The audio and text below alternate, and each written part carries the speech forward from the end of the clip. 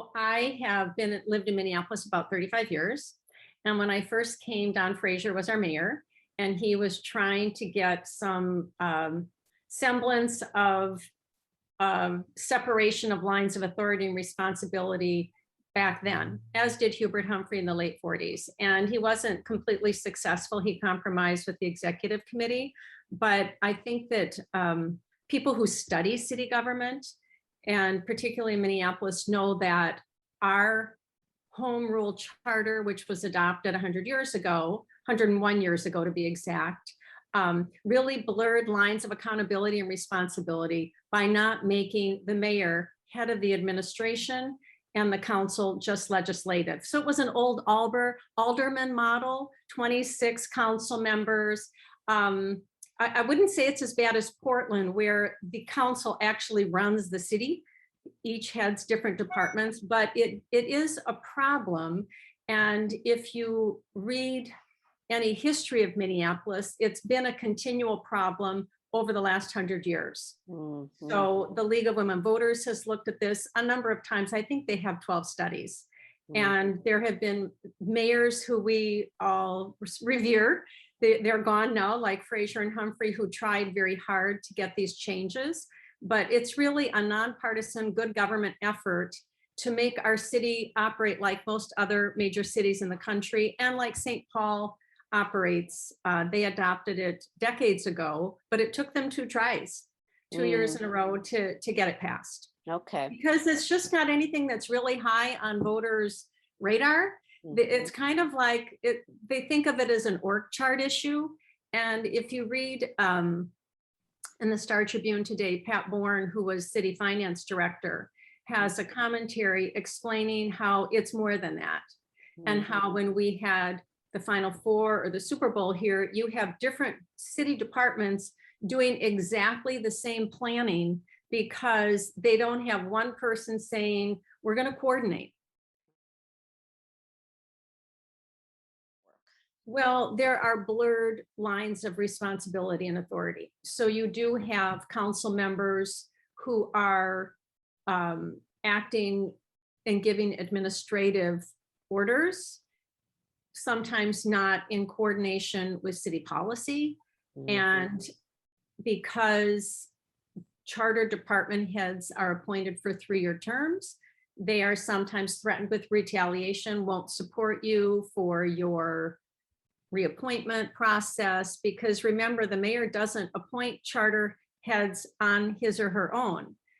Recommend, it goes to the executive committee. If they approve it, it goes to the council and they approve it. So the city council does have a lot of control in that sense. This proposal would allow charter department heads to have a term which is consistent with the mayor's term. So they would be 4-year appointments. And so the mayor would come in with a team. And this is really a culture change in how the city of Minneapolis would be run. Yeah. Won't be a change overnight. And it really isn't for any particular mayor. It's really a nonpartisan vote to sort of strengthen city government. Well, the executive committee would go away under this proposal. And the executive committee is the mayor, the president of the city council, and then 3 other members of the council. Usually it's the chair of Ways and Means, one person from the minority party, which is the Green Party in the city of Minneapolis. So but I think that if you talk with somebody like Kathleen O'Brien, who served in the city council in the 80s, and then was city coordinator in the 90s, I don't think that she feels like the executive committee is working very well right now, as it was intended. The state constitution requires that charter commissioners be appointed by the chief judge of the county in which the city resides. So that would be the chief judge of Hennepin County. And there are 15 members of the charter commission. They are from 11 of our 13 wards, so very representative of the city. 7 women, 8 men, and I believe 4 people of color. I think the only wards that are currently not represented are wards 1 and 2. And somebody said, why not? I said, I don't know. You apply to be on, and you can apply to get on when there are openings, and then judge would appoint. Proposed. So this year we've got on the ballot something that came from the council, which is the rent control, something that came by petition, which is the public safety, and then something that came from the Charter Commission, which is government structure. Okay. So all three methods are have resulted in something on the ballot.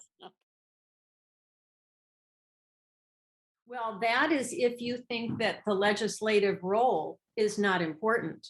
It's no different than our state and federal governments, where the legislative body sets the policy, makes the rules, and then you have the executive administering. And what this proposal by the Charter Commission does is it provides for and requires an expanded office of the auditor, and it would do programmatic audits as well as financial audits to ensure the council that the mayor is administering policy and laws as they intended. So that's a big win. And they're also provided with nonpartisan staff to support them in their legislative policymaking roles. The council has a lot of power, but it's just like with the school board, your power is as a board. You don't have individual power as a policymaker and a rule writer, a law writer. Your role is working to find compromise, to pass laws that are then administered by someone else, and you get to monitor the implementation. Well, the mayor currently has, under the charter, the police chief reports to the mayor. Yeah, it's the one department, but the police chief also does report to council committees as well. Okay. So, but what you wouldn't have happen anymore is dual planning processes in different departments and confusion about whose authority, whose direction to follow. Okay. Who's in charge?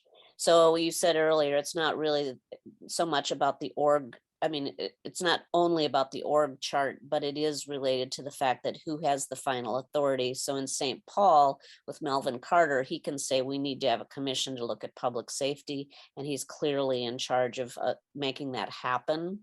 And are you saying that we haven't been able to really do the same? Is that kind of what this is that we haven't really been able to do the same to tackle reform around public safety or policing or whatever it might be, because we don't have the same sort of structure that allows the mayor to just say, we're going to do this because there's other people involved? Well, it's not just public safety. We have a US problem, an American problem with public safety and policing. This is not a Minneapolis problem or a St. Paul problem.